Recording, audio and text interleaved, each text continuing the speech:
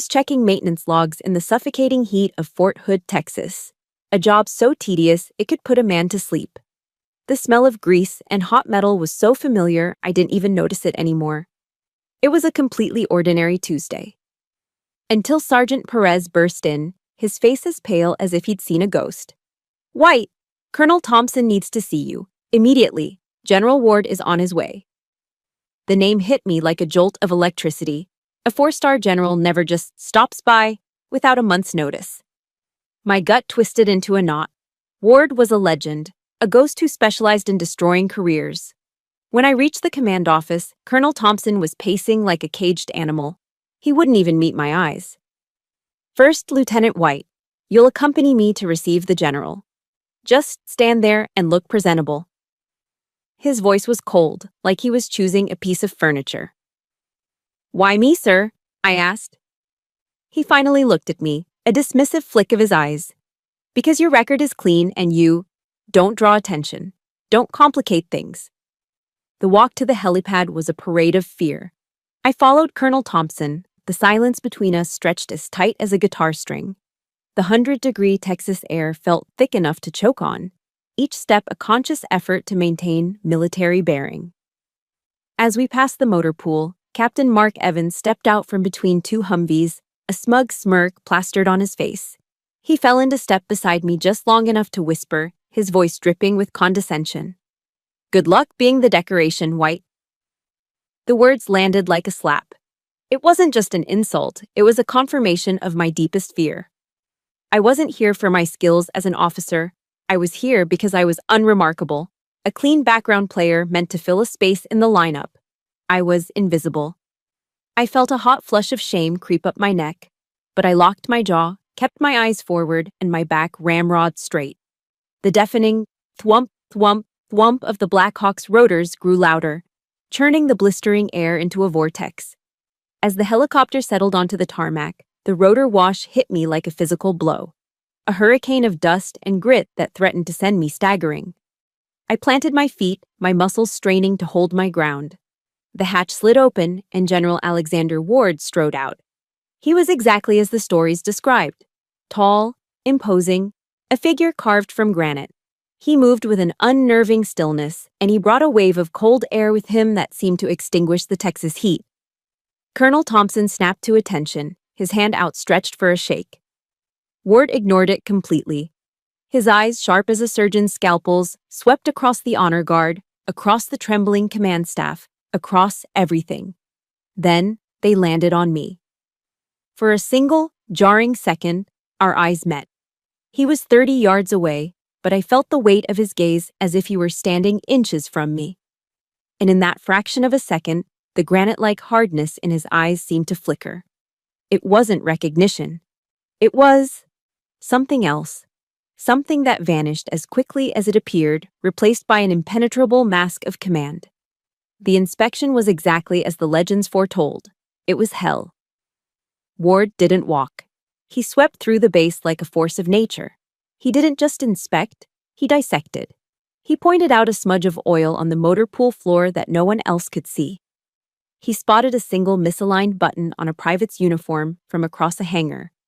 He reprimanded senior officers in front of their own soldiers, his voice never rising above a low, cutting monotone that was more terrifying than any shout. Colonel Thompson was sweating through his uniform, the dark patches under his arms growing with every passing minute. Captain Evans scurried around, trying to appear useful in a way that was almost comical, pointing out things Ward had already seen. His eagerness pathetic. And me? I just followed, a silent shadow in their wake. I felt like a ghost, a prop in a play I didn't understand. My purpose was to be unseen, and I was succeeding perfectly. The more invisible I felt, the more I thought of my father. First, Sergeant Daniel White. He had been a quiet man, a logistics NCO who spent 30 years in the Army moving supplies, not men. He'd never seen combat, never earned a chest full of medals. He was just a good soldier. I tried to recall what my father, who knew a surprising number of people, had once told me about Ward. The memory surfaced, faint and distant, from a conversation we'd had years ago on our back porch in Virginia. He carries heavier ghosts than any soldier I've ever known, my dad had said, staring off at the sunset. I'd never understood it. A 4-star general at the top of the world. What ghosts could he possibly have? Until now. When we reached the base's memorial wall, a simple brick structure listing the names of the fallen from recent conflicts, Ward stopped. The relentless pace of his inspection came to an abrupt halt. He stood before the wall, and the silence that emanated from him was more profound and more frightening than any of his rebukes. It was a silence filled with a pressure that made the air heavy, a silence that felt ancient and full of sorrow. He turned suddenly, his eyes finding me in the small crowd of officers. "Lieutenant," he said. His voice, for the first time, was devoid of its icy edge. It was just tired. "What does a challenge coin mean to you?" The question caught me completely off guard. Thompson and Evans shot me panicked looks. I swallowed, my throat dry. "Sir," I began, my voice steadier than I felt. "It's about legacy, honor. A symbol of the unit you served, the people you stood with. It's the bond between soldiers." I thought of my dad's coin, the one piece of his military life he'd given me. "I carry my father's," I added, the words leaving my mouth before I could stop them. An unreadable expression crossed Ward's face. An inexplicable impulse, a feeling that this was what I was meant to do, made me reach into the small pocket of my trousers. My fingers closed around the familiar, cool metal. I pulled it out. The moment Ward's eyes fell on the coin in my palm, the entire world seemed to freeze. The Texas heat, the distant hum of the base, the nervous breathing of the men around me, it all faded away. "Let me see it," he said. It wasn't an order. It was a hoarse, desperate plea. My hand was trembling as I stepped forward and carefully placed the old, worn, smooth piece of brass into the general's outstretched palm. The stone facade of his face shattered into 1,000 pieces. I saw it happen in slow motion. Shock, terror, and a grief so profound it was immeasurable. His perfectly composed features, the face that had stared down enemies of the state, crumbled like sand. "It can't be," he whispered, his voice cracking. "Lost?" He looked up at me, but he wasn't seeing a first lieutenant. He was seeing a phantom, a ghost rising from a 30-year-old grave. And then, to the absolute astonishment of Colonel Thompson, Captain Evans, and the entire command staff, General Alexander Ward, the unbreakable warrior, the living legend of the United States Army, began to weep. Silent tears carving clean tracks through the dust and time etched on his face. He grabbed my hand, his grip not one of command, but of a drowning man clinging to a piece of driftwood. "Your father," he choked out, his eyes boring into mine. "What was his name?" "Daniel White, General," I answered, my own voice a whisper. That name was the final hammer blow. I watched it land, watched the last remnant of the 4-star general disappear, leaving only a broken old man. In that instant, every certainty I had ever held about my life, my family, and the quiet, simple soldier who was my father was annihilated. The world I knew was a lie, and I felt somehow the answer was in the coin my father had left behind. Before I could process what had happened, General Ward's hand was on my arm, his grip surprisingly strong. He pulled me away from the stunned crowd of officers toward a small, nondescript administrative office nearby. He shoved the door open, guided me inside, and slammed it shut, leaving Colonel Thompson with a look of bewildered panic on his face. The room was generic, smelling of stale coffee and printer toner. Inside, the 4-star general vanished. The imposing figure on the helipad was gone, replaced by a man who looked like he was being crushed by an invisible weight. He leaned back against the door, the coin still clutched in his fist, his breathing ragged. "That coin," he said, his voice a trembling rasp. "It isn't a standard challenge coin. It's not for a unit. It's for a mission." I just stood there, my mind a blank slate of shock. "There were only 6 of them made," he continued, his eyes unfocused, looking at a past I couldn't see. "Unmarked, given only to the survivors of Operation Midnight Arrow, 1993, a mission that was wiped from every official record in the U.S. Army. The name meant nothing to me, but the implications hit me like a physical blow. "That's impossible," I said, the words coming out as a strangled whisper. "My father. He was in logistics. He was a supply sergeant. He never saw combat." The idea was absurd. My father was the man who taught me how to change the oil in my first car, who grilled perfect burgers on the 4th of July, who fell asleep in his armchair watching old westerns. He wasn't a secret operator. "He was there, Lieutenant," Ward insisted, his eyes finally meeting mine, filled with a certainty that chilled me to the bone. "Daniel White was there. He saved my life." He paused, and the look on his face twisted into something agonizing. "And I failed him." He said nothing more. He opened the door and walked out, leaving me alone in the sterile office with a secret that felt heavier than the Texas heat. When I finally stepped out of that office, the atmosphere on the base had changed. The news of General Ward's public breakdown had spread like wildfire.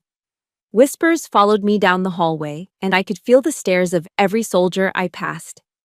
At the far end of the corridor, I saw him. Captain Evans. He was holding court with a small group of other officers. He saw me, and a slow, malicious grin spread across his face. It was the kind of smile that didn't need words.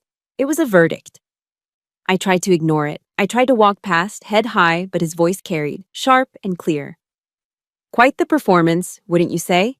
he remarked to his audience, loud enough for me to hear every syllable.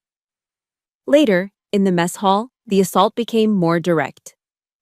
I was trying to force down a dry sandwich I had no appetite for when his voice drifted over from the next table. It was oily, insinuating. Who knew Lieutenant White had the special talent to make a 4-star general cry? Some people just know how to get ahead. The implication was as vile as it was unmistakable. He was suggesting I'd use some kind of unprofessional, feminine wile to manipulate a general officer. My fork clattered against the plate. A hot, furious shame washed over me, so intense it made my vision swim. It wasn't just an insult, it was a character assassination, poisoning the well of my reputation with the oldest, ugliest kind of sexism. I was no longer a competent officer. I was a woman with a special talent. The injustice of it stole my breath. My appetite was gone. I stood up and left, the sound of their snickering following me out the door like a physical stain. The final blow came an hour later. Colonel Thompson's aide summoned me to his office. When I entered, Thompson was busy shuffling papers on his desk, refusing to look at me. "Lieutenant," he began, his voice flat and bureaucratic, "I don't know what you did out there, and frankly, I don't want to know." He finally glanced up, his eyes evasive. "But whatever this situation is between you and General Ward, you will keep it to yourself. You will not cause any more trouble for this base. Are we clear?" It wasn't a piece of advice. It was a threat, wrapped in the language of command. He didn't care about the truth. He didn't care about General Ward's distress, and he certainly didn't care about the rumors now clinging to my name. All he cared about was damage control, about keeping his own performance review pristine. The feeling of total isolation was suffocating. I was a problem to be managed, not an officer to be led. In this fight, I was completely and utterly alone. That night, sleep was impossible. I lay on my bed in my small on-base apartment, the ceiling fan stirring the thick, humid air. The poisonous words of Evans, the cowardly silence of Thompson, and the devastating secret of Ward replayed in my mind in a relentless loop. I got up and walked to my desk. I switched on the small lamp, its yellow light pooling on the worn wooden surface. I picked up my father's coin. Under the light, I could see just how worn it was, the details smoothed away by years of being carried in a pocket. It was no longer a memento, a simple keepsake from a quiet father. It was evidence, a summons. My mother had been a deeply religious woman. She died when I was in high school, but her voice was still clear in my memory. I remembered her reading from her worn Bible at the kitchen table, her finger tracing the words. A specific verse came to me then, as clear as if she were in the room. "And you will know the truth, and the truth will set you free." John 8:32. The fear that had been coiling in my gut began to recede, replaced by something colder, sharper, a cold resolve. They could whisper, They could threaten. They could try to isolate me. But they couldn't stop me from finding out who my father really was. I switched on my laptop, my fingers moving with a new sense of purpose. I started digging, looking for anything out of the ordinary around 1993. A transfer order, a change of station, anything. And then I found it. A faint, digital footprint. An old record of a family services directive issued shortly after the supposed date of Operation Midnight Arrow. It was a temporary dependency relocation order. It moved my mother and me from our home near Fort Bragg to live with my aunt in Virginia for 6 months. The reason cited was extended TDY for spouse, a temporary duty assignment. But that wasn't the shocking part. The order that had uprooted my life as a child, the one my mother always explained away as "your dad had a special project," wasn't signed by some low-level social services clerk. The seal on it, faint but unmistakable, was from the Department of Defense. I know some of you listening have felt that same sting. When someone twists your story or tries to make you feel small just to protect themselves. If you're rooting for Nicole to uncover the truth and prove them all wrong, tap that like button.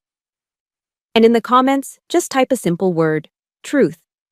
Let's show her she's not alone in this fight. 2 days later, I met General Ward again.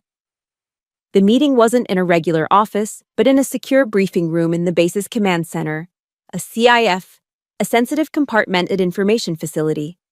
The kind of room where phones aren't allowed and the walls are designed to block electronic signals. The air inside was cold and sterile. The general looked even more worn than before, as if the weight of 30 years had settled onto his shoulders in the span of 48 hours. He didn't bother with pleasantries. He slid a small piece of paper across the polished table. On it was a single string of numbers and letters, a service number. "This was your father's original service number before 1994, he said, his voice low and gravelly. "Try to look up his service record with it. You won't find anything. But you need to see that for yourself." There was a finality in his tone that told me this was a test, a necessary step I had to take alone. That afternoon, I used my officer credentials to log into the Army's digital archives from a secure terminal in my own office. The system was vast, a labyrinth of data stretching back decades. I typed in the service number Ward had given me. My finger hovered over the enter key for a moment, a knot of apprehension tightening in my stomach. I pressed it. The screen flickered. For a moment, nothing happened. Then, a single line of text appeared, stark and cold in blood-red letters against the white background. Record sealed. Requires top-level strategic clearance. My heart sank. A digital wall. Impenetrable. I tried again, using a few back-end search parameters I knew, trying to find any adjacent files, any mention of his name linked to that number. Nothing. Every path led back to that same red line of text. It was more than just a missing file. This was a deliberate erasure. Someone with immense power had reached back in time and made my father, the soldier, cease to exist. A chill that had nothing to do with the office air conditioning crept down my spine. My next stop was the base personnel office, a place that always smelled faintly of floor wax and bureaucracy. I was hoping to find a paper trail, something tangible that the digital purge might have missed. The warrant officer in charge was a middle-aged man with a perpetually bored expression, the kind of career paper pusher who had seen it all and was impressed by none of it. He looked at me over the top of his glasses as if my request to find a physical record was the most ridiculous thing he'd heard all week. "Lieutenant, there is no service record for a Daniel White prior to 94, he stated, his voice a flat monotone. He tapped a few keys on his keyboard for show. "See? Nothing. Maybe you have the name wrong." "I don't have the name wrong," I said, my voice tight with frustration. "He was my father." The officer sighed, a long put-upon sound that set my teeth on edge. The boredom on his face curdled into annoyance. "Look," he said, leaning forward slightly. "The system says it doesn't exist, so it doesn't exist. That's how it works. Now, if you'll excuse me." He turned back to his computer screen, a clear and final dismissal. I was being treated like a fool, like a confused child making up stories. The condescension was so thick I could taste it. My blood simmered, but I knew there was nothing more to be done here. He was another wall, this one made of flesh and apathy. The real warning came that night. I was walking to my car in the near-empty parking lot behind the barracks. The sun had set, and the only light came from the tall, humming sodium lamps that cast long, distorted shadows across the asphalt. White! The voice came from the darkness between two vehicles. I stopped, my hand instinctively going to my hip, a useless habit since I wasn't armed. Captain Evans stepped out of the shadows. The usual smirk was gone, replaced by a look of manufactured seriousness that was somehow more unnerving. "Evans," I said, my tone clipped. "Listen," he began, lowering his voice conspiratorially as he stepped closer. "I don't know what hornet's nest you're kicking, but word is you've been asking about old, classified files." He glanced around the empty lot. "Some things are best left alone. Some soldiers, they just want to be left to rest in peace." On the surface, it could have been a piece of friendly, if unsolicited advice. But the way he emphasized rest in peace, the dead look in his eyes, it wasn't a warning about disturbing the past. It was a threat about my future. He was a messenger, sent to tell me that digging any deeper could have fatal consequences. I felt a tremor of genuine fear. This wasn't about base gossip anymore. This was dangerous. Blocked by the system, dismissed by the bureaucracy, and now openly threatened. The walls were closing in, and a wave of near desperation washed over me. I remembered a line from a Brené Brown talk my mother had loved. Something about the courage of the wilderness. The courage to stand alone for what's right, even when the entire world is pushing back. Right now, I felt very alone. That night, back in the oppressive silence of my apartment, I made one last move. I used a secure, encrypted line to call General Ward. I told him everything. The sealed digital file, the stonewalling at the personnel office, Evans' veiled threat in the parking lot. There was a long silence on the other end of the line. I could hear the faint sound of his breathing, the weight of his thoughts. When he finally spoke, his voice was heavy with resignation. "They erased the records," he said. "But they can't erase a man's memory. There's someone who knows." He was the logistics officer for the operation. Retired Colonel Marcus Hale. He signed off on the missing equipment manifests and the initial casualty reports. A name, a target, a crack in the wall. "The system won't talk to me," I said to myself after hanging up. The words a low, fierce promise in the quiet room. The bureaucracy won't help me, but one man will have to. My mind was clear now, the fear pushed aside by a singular focus. The man whose signature is at the bottom of the sealed report. The drive south from Fort Hood to San Antonio took 3 hours. 3 hours of watching the flat Texas landscape blur past my window. I drove under a steel gray sky that threatened rain, the tension in my shoulders building with every mile. I had Hale's address, but I had no idea what I would find. I was pinning all my hopes on a man who had every reason to stay silent. I found his house in a quiet, manicured suburb, the kind of place where every lawn is perfectly edged and the silence is only broken by the distant hum of a lawnmower. The house itself was immaculate, a tidy brick ranch with neatly trimmed rose bushes lining the walkway. But there was a stillness about it, a sense of loneliness that clung to the place like morning fog. I took a deep breath, walked up the concrete path, and rang the doorbell. After a long moment, the door opened a few inches. A man peered out. He was thin and stooped, with tired, haunted eyes that seemed to have seen too much. This was retired Colonel Marcus Hale. "Yes?" he asked, his voice reedy. "Colonel Hale," I began, keeping my voice even and respectful. "My name is First Lieutenant Nicole White. I'm Daniel White's daughter." The effect was instantaneous. The color drained from his face. His hand tightened on the door, and for a second, I thought he was going to slam it shut. "I don't know anything," he said quickly, his words tripping over each other. That was a long time ago. A very long time ago. His words were a denial, but the raw panic in his eyes was a confession. He knew exactly who my father was. "Sir," I said gently, holding his gaze, "I didn't come here to accuse you. I just want to know who my father was." The plea in my voice, The sincerity of a daughter searching for her father seemed to break through his wall of fear. The tension in his shoulders eased almost imperceptibly.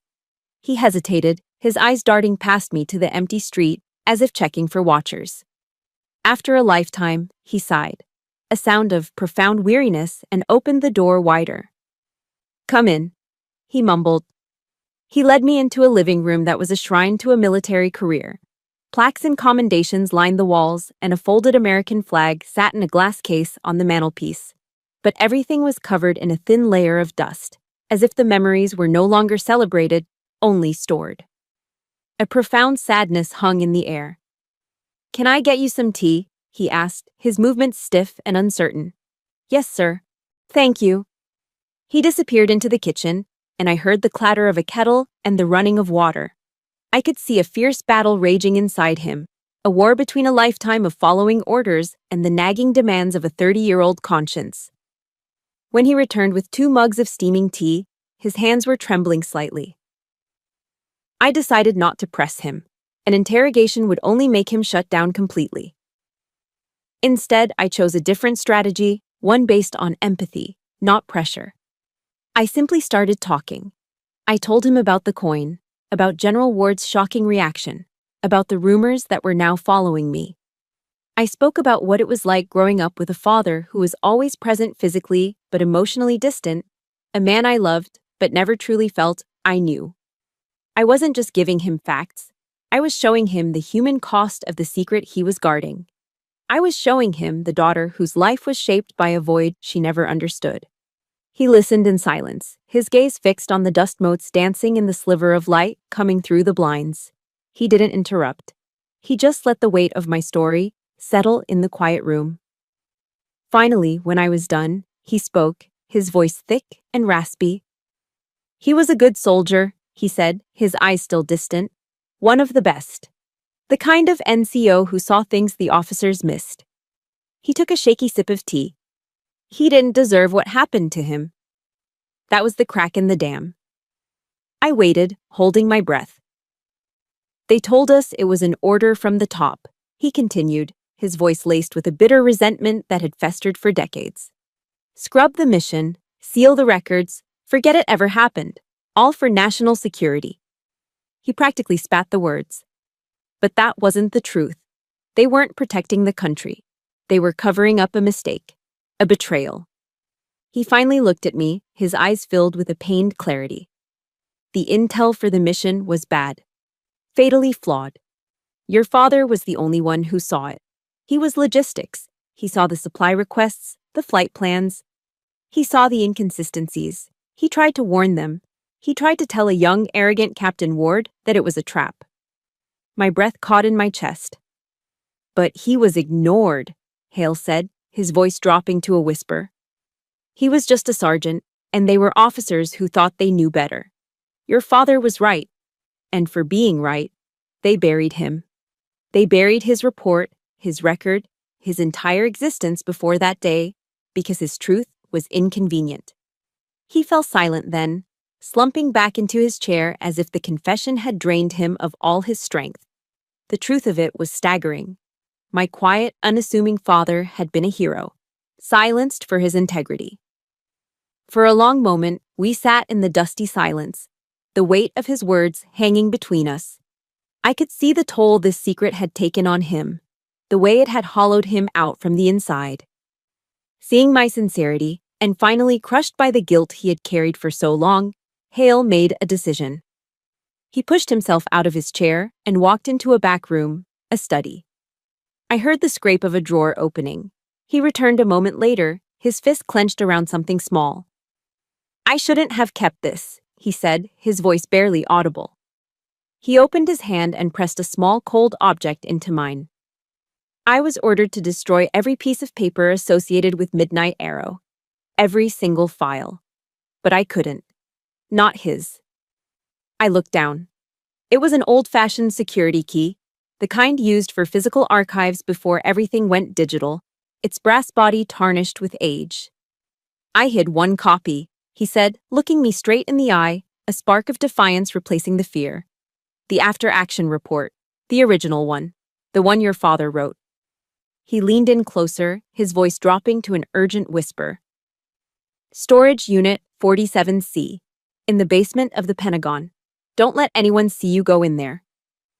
Getting into the Pentagon was surprisingly easy. General Ward had arranged temporary orders for me, assigning me to a review board under the cover of a routine policy meeting.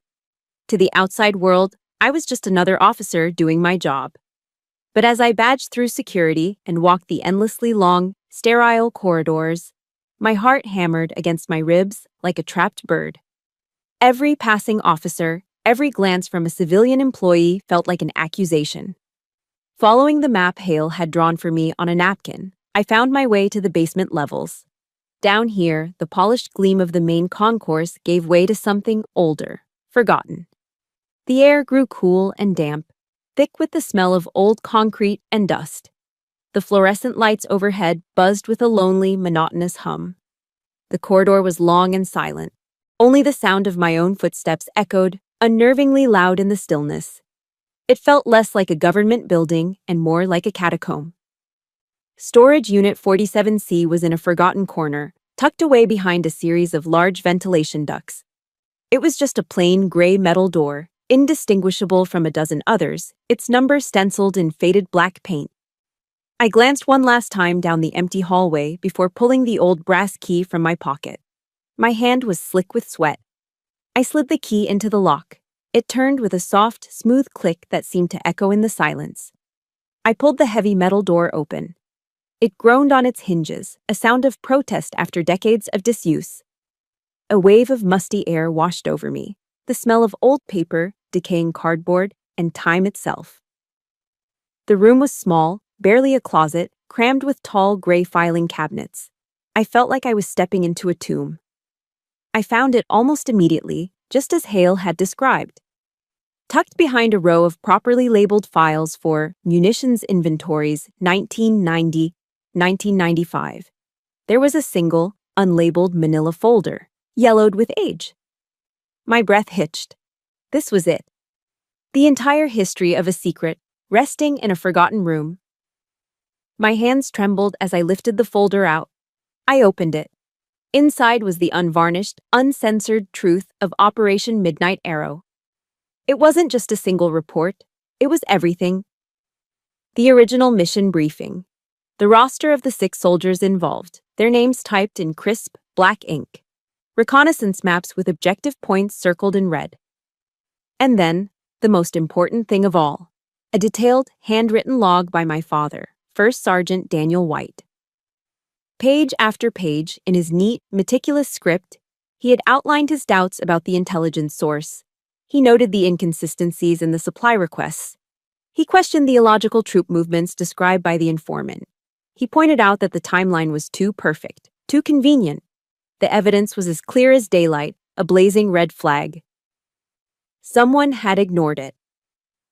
I kept digging through the file, my heart pounding with a mixture of pride and sorrow for the father I was only just getting to know. At the very bottom, tucked beneath the final casualty report, was an old photograph. It was faded, the corners soft with age. A much younger, smiling version of my father had his arms slung around the shoulders of a young officer. They were both grinning, beaming with the easy confidence of youth. The officer was a young, impossibly handsome Alexander Ward. Clipped to the photo was a small folded note. The handwriting wasn't my father's familiar, careful print. It was a rushed, jagged scrawl. It was Ward's. He was right. I was wrong. My pride got them killed. The words hit me with the force of a physical blow. This wasn't just a confession of a tactical error. This was the gut-wrenching admission of a friend who had failed to trust his closest friend. My father, the logistics NCO, had seen the truth, and Ward, the ambitious young officer, had been too proud to listen. But the final, devastating shock was still waiting for me. Tucked inside a separate sealed envelope within the folder was another handwritten letter. This one wasn't a note. It was a full letter written on official military stationery. The handwriting was Ward's. It was addressed to my father, but it was painfully obvious it had never been sent. I unfolded the brittle paper. Daniel, I don't know if this will ever reach you. They're making me sign the final report. the one that says this was an unforeseeable intelligence failure. They say if I don't, my career is over, and the honor of the men we lost will be tarnished by a public investigation. They say I'm protecting their families from a painful truth. But we both know what the truth is. I didn't listen to you. I let the pride of a young officer blind me to what was right in front of my face. I led our men into a slaughterhouse, and I can't live with that. Alex. The air rushed out of my lungs. The truth, in its full, horrific clarity, settled over me like a shroud. There was no traitor who sold them out.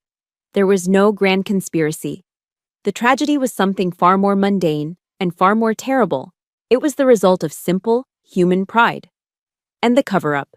The 30 years of lies. The erasure of my father's life. It all came from the man he had called his friend. The man who chose his career over his friend's honor. This pain was sharper, deeper than betrayal. It was the agony of profound disappointment. My father hadn't been silenced by an enemy. He had been silenced by the friend he had tried to save. And that devastating sorrow, that crushing weight of disappointment, hardened in my chest. It wasn't rage, it was fuel. The fuel I would need for the confrontation that had to come next. I didn't fly back to Fort Hood. I didn't even go back to my hotel room. I stood on a windy street corner in Washington, D.C., the yellowed file clutched in my hand like a shield, and made a single phone call. General Ward picked up on the first ring. "The conference room," I said, my voice as cold and hard as the city pavement. "Tomorrow morning. 0800. I didn't need to say anything else. There was a pause on the other end, a faint intake of breath. He knew. He knew I had found it. He just said, "I'll be there." And the line went dead. The next morning, I walked into the same secure conference room where he had given me the service number. The vast mahogany table was polished to a mirror shine. He was already there, sitting alone at the far end, a solitary figure in the cavernous space. He looked like he had aged 10 years overnight. The 4-star general was gone. In his place was just a man, waiting for a judgment he knew he deserved. I didn't salute. I didn't offer a greeting. I walked the length of the table with measured, deliberate steps, my heels clicking sharply on the floor. I stopped directly across from him. And then I placed the faded manila folder on the table between us. The soft thud of the file hitting the wood echoed in the dead silence of the room like a gunshot. "My father was right," I began. My voice was unnervingly calm, a flat, level tone that carried the weight of 30 years of silence. "He warned you. It's all in here." I slid his handwritten log across the table toward Ward. The papers whispered against the wood. "But you didn't listen." I reached back into the folder and took out the photograph. I slid it after the log. It stopped beside his hand. "You were friends. Best friends," he told my mother once. My voice was still steady, but a tremor of the pain I was suppressing vibrated underneath. "He trusted you." Finally, I took out the last piece of evidence, the unsent letter. I placed it gently on top of the other documents. "And this is how you honored that trust." Each word was a precisely aimed blow, not to his body, but to his conscience. "You chose your career over your friend's honor. You buried him alive." Ward didn't look at the file. He didn't have to. The contents were clearly seared into his memory. He stared at the documents as if they were a coiled snake, ready to strike. His jaw worked silently for a moment. "Yes," he whispered, and his voice broke, shattering the last vestiges of his authority. "It's all true." And then, the final wall of his composure, the one built over a lifetime of command and control, crumbled into dust. He looked up at me, his eyes filled with a self-loathing so profound it was terrifying to witness. "Do you have any idea what it's like?" he roared, the sound exploding from him, a raw, primal cry of anguish that bounced off the soundproof walls. "To wake up every morning and see a coward staring back at you in the mirror?" He surged to his feet, his hands gripping the edge of the table, his knuckles white. The rage wasn't directed at me. It was directed inward, a 30-year-old storm of guilt and shame finally breaking free. They told me it was the only way to protect the families of the fallen from the truth. that a public investigation would destroy their legacies. I believed that lie because I was too damn scared to face what I had done. His voice cracked, filled with desperation. I let my fear turn me into this monster. He sank back into his chair, the energy draining out of him as quickly as it had appeared. He looked utterly defeated. I tried to find him, he continued, his voice now a ragged, desperate whisper. Years later, when I had enough power to look, I tried to find Daniel. I wanted to beg for his forgiveness. But he was gone. He'd changed his name, moved his family. I thought he hated me. That he never wanted to see me again. You're wrong, I cut in, my own voice finally trembling, the icy control beginning to fracture. But I held my ground. He wasn't running from you. He was protecting his family from the very people who forced you to be silent. He was hiding us. Ward's head snapped up, his eyes wide with a fresh wave of pain at this new revelation. He understood now. My father hadn't abandoned him out of hatred. He had disappeared out of love and fear for us. And I failed to protect him. Ward finished, his voice breaking completely. He was utterly broken, a hollowed-out shell of the man he once was. I left him behind on the battlefield that day, and then I left him behind again, in the silence. The confession hung in the air, thick and suffocating. The entire ugly truth was finally laid bare. The room was perfectly, terribly silent. The fight was over. I had won. I had the truth. But instead of relief, all I felt was a vast, cold emptiness. I left the Pentagon without another word. I didn't look back at the broken man I left sitting in that silent, cavernous room. I didn't go back to my hotel to pack my bags. I just walked. I stepped out into the humid Washington, D.C. afternoon and started walking with no destination in mind. The city was a chaotic symphony of noise around me. The blare of car horns, the distant wail of a siren, the murmur of 1,000 conversations from the people who flowed past me on the sidewalks. But in my head, there was only a profound and unsettling silence. I had the truth. I had won. I had confronted the ghost that had haunted my family for 30 years and forced him to confess. So, why did I feel so hollow? For the past week, this mission, this singular goal of uncovering the truth, had been my entire world. It had given me purpose, direction, a target for all my years of unspoken questions. The anger I had felt at Evans, at Thompson, at the faceless system, and finally at Ward, had been a powerful fuel. It had propelled me forward, burned away my fear and doubt. Now the fire was out.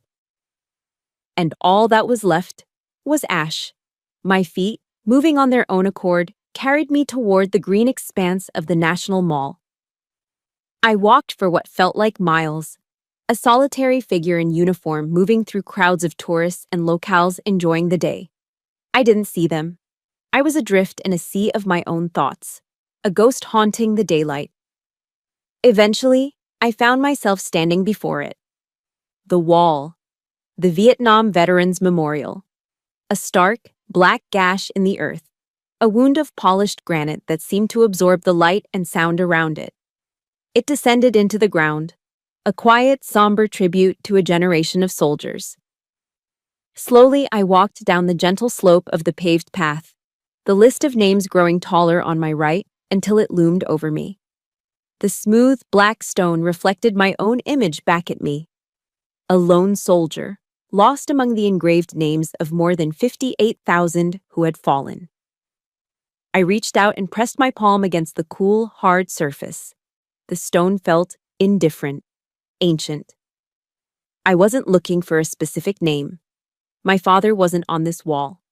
He had survived his own war, only to be buried alive in a tomb of silence and secrets. I was just looking for connection, for some understanding of this nameless grief I carried, for him and for myself. He had been a hero in a battle no one knew about, and his only reward was to be forgotten. Standing there, I felt the profound weight of that injustice, not as an angry daughter anymore, but as a fellow soldier. I found an empty bench in the grass, facing the memorial, and sat down. I watched the people who came and went, A young couple holding hands, an old man in a wheelchair, his head bowed, a hand resting on a single name. A group of school children, their chatter a strange counterpoint to the solemnity of the place. I reached into my pocket and pulled out the 2 coins. I placed them in the palm of my hand. One was my father's, its brass body worn smooth and featureless by years of his touch. It represented a forgotten sacrifice, a silent honor. The other was the pristine, gleaming challenge coin General Ward had given me back at Fort Hood, what felt like a lifetime ago. It represented a covered-up guilt, a tarnished honor. 1 coin for the victim, 1 for the man responsible. I had thought I hated Ward. I had walked into that room wanting to destroy him, to make him feel a fraction of the pain he had caused. But when I saw him break, when I heard the raw agony in his confession, the hatred evaporated. All I saw was a pathetic, broken man, imprisoned not by walls of stone, but by the walls of his own mistake. A mistake he had been reliving every single day for 30 years. And then a devastating thought struck me. He was the last person on earth who truly knew my father, not the quiet logistics sergeant, but the brave, perceptive soldier who had tried to save his friends. That connection, that shared memory, was a fragile thread linking me to a past I had just discovered. The anger was gone. In its place was a deep, aching sadness and a single, paralyzing question. What now? Justice, in a way, had been served. The truth was out, at least between the 2 of us. I could get on the next flight back to Fort Hood, return to my life, and leave the past, and the broken man who embodied it, behind me forever. I could put the folder in a safe deposit box and never look at it again. Or, I could go back. I could walk back into that room. Not as Lieutenant White, confronting a 4-star general. Not as an accuser, facing the guilty party. But simply as a daughter, facing the last living friend of her father. I looked at the 2 coins gleaming in my hand. One path was escape, the other felt like something else. Something harder, but maybe, just maybe, something closer to peace. I thought of a quote from Martin Luther King Jr. that my history teacher in high school had drilled into us. Darkness cannot drive out darkness. Only light can do that. Hate cannot drive out hate. Only love can do that.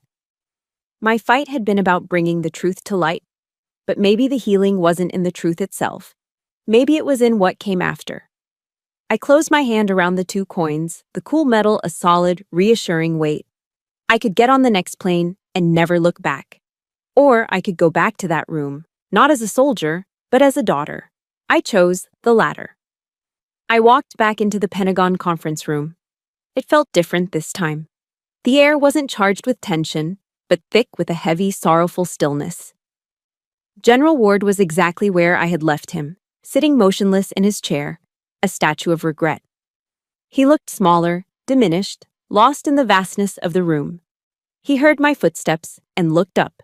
His eyes, red-rimmed and exhausted, widened with a flicker of surprise, and then, something I couldn't quite decipher. It looked like a fragile sliver of hope. I didn't return to my seat across the table from him. That was the seat of an adversary. Instead, I walked around the long mahogany table, pulled out the chair directly beside him, and sat down. The simple act changed everything. It erased the battle lines. It was no longer a confrontation. It was a vigil. We sat in silence for a long time, but it wasn't the suffocating, hostile silence of before. It was a silence of acceptance, a quiet space where the storm had passed and we were left to survey the wreckage together. Finally, I broke the quiet. My father left a letter, I said, my voice soft. I reached into my pocket, but I didn't pull out the file of evidence. I pulled out a different envelope. It was the one I had taken from my childhood home, the one my mother had given me, with my father's familiar handwriting on the front, addressed simply to Alex. The letter I now understood was meant to be found after his death. The one I hadn't yet read to its intended recipient. Ward watched me, his expression unreadable, as I carefully unfolded the old, creased paper. I took a steadying breath and began to read aloud, my voice the only sound in the room. Alex, I read, if you're reading this, it means I'm gone. It also means my daughter found you, and for that, I am sorry. I never wanted her to carry this burden. I paused, my own throat tightening, before I continued. You're probably thinking you failed me. You didn't. You were a young, proud captain, and I was a stubborn sergeant. We did the best we could with what we knew. Don't carry a guilt that isn't yours to bear alone. The real failure belongs to the men who chose silence over honor, not you. Ward was listening, his body rigid, his hands clenched into fists on the table. Tears were streaming down his face again, but these were different from the jagged, painful tears of before. These were quiet tears of release, of an absolution he never believed he would receive. I read the final lines, my own voice thick with emotion. I forgive you, Alex. I always did. Now go and live a life worthy of the men we lost. That's the only honor they need. The last word hung in the air. The room was filled with the voice of a man 30 years gone, a voice of grace and forgiveness from beyond the grave.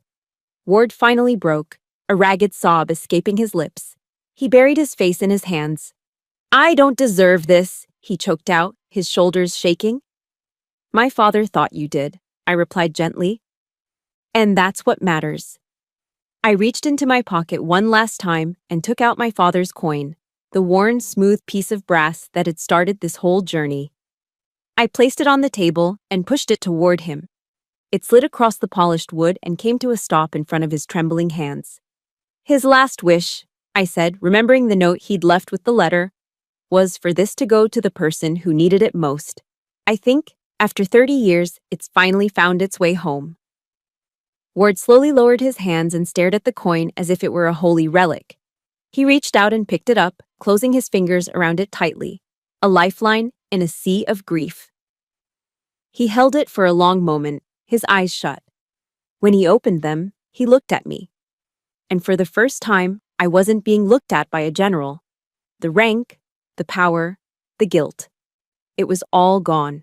He looked at me with the eyes of an old friend of my father's, the eyes of an uncle seeing the niece he never knew he had.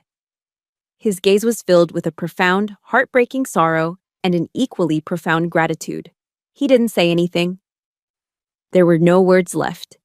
Instead, he slowly reached out his hand, not to shake mine, but simply placed it on my shoulder. It was a hesitant, gentle touch. And as it rested there, I felt something shift inside me. The weight of his hand didn't feel like the burden of authority, or the touch of a man who had wronged my family. For the first time in my life, it felt like the warmth of a father. A new connection, fragile but real, was being forged in the ashes of the past. A bridge was being built across a 30-year chasm of pain and silence. Everything was beginning to change. A few weeks after that day in Washington, the news filtered through the Army grapevine. General Alexander Ward had quietly submitted his papers for retirement. There was no grand ceremony, no farewell parade, no laudatory speeches. One of the most decorated generals of his generation simply faded from public life. It was his choice. Back at Fort Hood, the rumor mill went into overdrive. Captain Evans and his cronies concocted wild theories over beers at the officers' club, speculating about health issues or some hidden political scandal. They never came close to the truth. But for me, Ward's silent departure was the final, necessary act of penance. The power he had clung to, the power that had enabled the 30-year lie, was the price of his atonement. He had voluntarily relinquished it. He had chosen honor, at last. A month later, a small, heavy package arrived for me from the Department of the Army. I opened it in the privacy of my apartment. Inside, nestled in a velvet-lined case, was a silver star. The citation, engraved on a brass plate, posthumously awarded the medal to First Sergeant Daniel White for extraordinary courage and clear-headed analysis under extreme duress during Operation Midnight Arrow. Tucked beneath the medal was an official letter from the Department of Defense. It was a formal acknowledgement of his sacrifice, a correction of his service record, and an official apology for the clerical errors that had erased his early career. It was the last act Ward performed as a 4-star general. Before he retired, he had moved mountains to restore his friend's name. I lifted the medal from its case. The silver star felt heavy and real in my hand. I clutched it to my chest, and for the first time in what felt like my entire life, I cried tears of pure, unadulterated happiness. My father's honor was finally home. The following spring, Alex, he had insisted I call him that, drove down to Texas. He didn't come to Fort Hood. Instead, I met him in San Antonio. Together, we drove to the Fort Sam Houston National Cemetery. It was a warm, clear day, with a gentle breeze rustling the leaves of the ancient oak trees that shaded the grounds. The cemetery was a vast, peaceful expanse of green, dotted with rows upon rows of simple white headstones, a silent testament to generations of service. We found my father's grave in a quiet section near the back. The headstone was simple, just his name, rank, and the dates of his life. For a long time, we just stood there, the silence comfortable between us. We weren't a retired general and a first lieutenant. We were just two people, bound by the memory of the man who lay beneath the grass. Alex reached out and placed a hand gently on the top of the cool, white stone. "Hello, old friend," he said, his voice thick with emotion, cracking on the last word. "I'm sorry I'm so late." He told me stories then, standing in the warm Texas sun. Stories about my father I'd never heard. About how Daniel White, a quiet kid from rural Virginia, could fix any engine with nothing but a wrench and sheer stubbornness. About how he had a wicked sense of humor that only came out when you least expected it. He told me about the time they'd borrowed a colonel's Jeep for a joyride and had to spend a week on kitchen duty as punishment. He was giving me back the pieces of my father that the silence had stolen. That evening, Alex took me to dinner. It wasn't a fancy, upscale restaurant. It was a classic Texas steakhouse, a noisy, bustling place with checkered tablecloths, country music playing on the jukebox, and the incredible smell of grilled meat hanging in the air. The kind of no-frills, honest-to-goodness place my dad would have loved. For the first time, we didn't talk about the past. We talked about the future. My future. He asked about my career goals, my dreams, what I wanted out of my life in the Army. He listened with an intensity and a genuine interest that I had rarely experienced. He wasn't just a general or a mentor, he was becoming family. As I was telling him about a field exercise I was scheduled to lead, I was distracted by a burst of laughter from the table next to us. A young family, a dad in uniform, a mom, and two small kids, was celebrating a birthday. The little boy, who couldn't have been more than 7, was trying to blow out the candle on a huge slice of chocolate cake, his cheeks puffed out with effort. His sister was giggling, and his parents were watching him with faces full of uncomplicated love. Watching them, a profound realization settled over me. My journey, my fight for the truth, had been for me. It had been about healing my own past, but it couldn't end there. The peace I had found, the honor I had reclaimed for my father, it had to mean something more. It had to be the beginning of something else. Nicole knew her story couldn't end here. It had to be the beginning of theirs. 1 year later. I stood on the stage in the auditorium of my old high school in Virginia. The room was filled with students, their faces a sea of youthful curiosity. The air smelled exactly the same as I remembered, a mixture of floor wax, chalk dust, and teenage restlessness. I was a captain now, my uniform crisp, the silver bars on my collar gleaming under the stage lights. Down in the front row, Alex Ward sat watching me, a quiet, proud smile on his face. He looked more at peace than I had ever seen him. I gripped the sides of the lectern, took a breath, and addressed the students. "Good morning. Today I'm here to announce the creation of the Daniel White Scholarship Fund." I glanced at Alex and he gave me a subtle nod of encouragement. This scholarship, funded entirely by the pension of retired General Alexander Ward, is for the children of veterans who face hardship. It's for the families of the quiet soldiers, the logistics NCOs, the mechanics, the cooks, the ones whose stories often go untold, but whose service is the bedrock of our entire military. I looked out at the young faces, some attentive, some bored, and I set my prepared notes aside. I decided to speak from the heart. "My father was a quiet soldier," I said, my voice clear and strong. "He never told me any war stories. Instead, he taught me that honor isn't about the medals you wear on your chest, but about the truths you're willing to defend in your heart." My journey over the past year has taught me a lot, but the most important lesson is this. The deepest scars don't come from the enemy you face, but from the secrets you keep from the people you love. I let that sink in for a moment. But it also taught me that it is never, ever too late to tell the truth. It's never too late to forgive. And it's never too late to heal. After the assembly, as students were filing out, a young girl, maybe 10 or 11 years old, approached me hesitantly. She was clutching her books to her chest. "My dad was a soldier too," she said, her voice small. "Sometimes, he gets really sad." Her simple, honest words went straight to my heart. I knelt, bringing myself down to her eye level.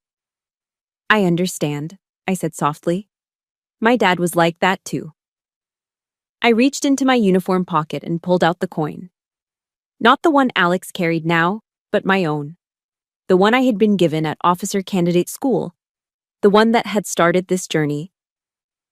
It was polished and gleaming. I pressed it into her small hand. "Give this to him," I said, closing her fingers around it. "And tell him something for me. Tell him his story matters, and tell him that someone is listening." The little girl's eyes went wide. She nodded, clutching the coin as if it were a precious treasure, and then she ran off to find her friends. I watched her go, a feeling of profound rightness settling over me. The final scene of this chapter of my life unfolded a few months later. Alex and I were walking together through the Memorial Garden at Fort Hood as the sun began to set. It was the magic hour, and the setting sun cast a warm golden glow over everything, painting the Texas sky in brilliant shades of orange and purple. The air was calm and quiet, the sounds of the bustling base muted by the evening. We walked in comfortable silence for a while, two soldiers, one old, one young, at peace. "He would be so proud of you, Nicole," Alex said, his voice filled with a quiet warmth. I smiled, looking out at the horizon. "I think he'd be proud of both of us," I replied. And in that moment, I knew it was true. I was no longer a victim of my past, haunted by questions I couldn't answer. And Alex was no longer a prisoner of his guilt, shackled to a 30-year-old mistake.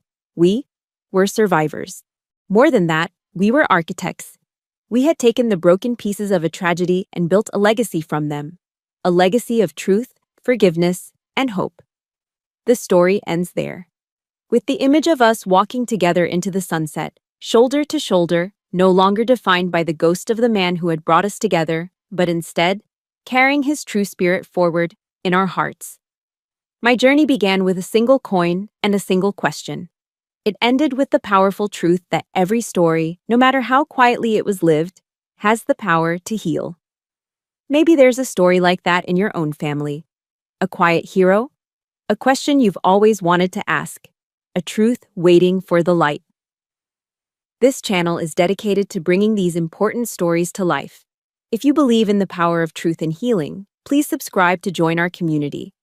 And if this story resonated with you, consider sharing it with someone you know whose own story matters. Thank you for listening.